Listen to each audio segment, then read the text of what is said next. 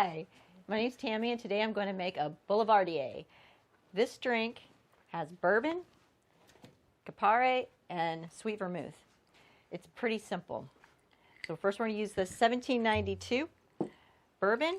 And I got this because I read an article that said it was rated #1 for inexpensive to mildly expensive bourbons for this past year. And it's from Kentucky, near Jeff. So we're going to use 1.5 shots of the bourbon. The Kentucky bourbon. Then we're going to use 1 shot of this Campari.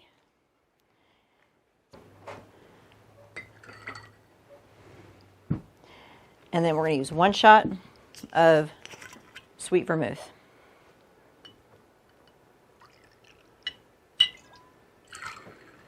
All right. Just going to stir that up. And we're going to garnish it with a couple of little lemon wheels and a couple of cherries. And then we're going to call Jeff over to do a taste test. Yes. Why am I doing the taste test? Because you like bourbon a lot, so this drink is for you. So it's been rumored.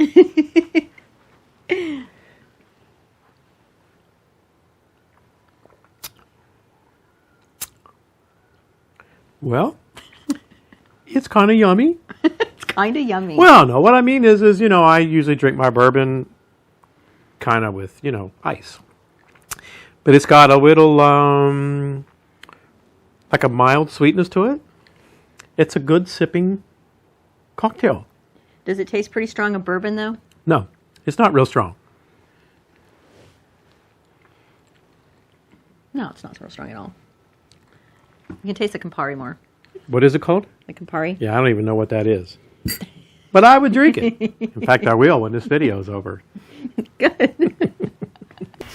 So if you guys want to try a bourbon drink with a spin, has a little bit of a fruity taste, I hope you try this out.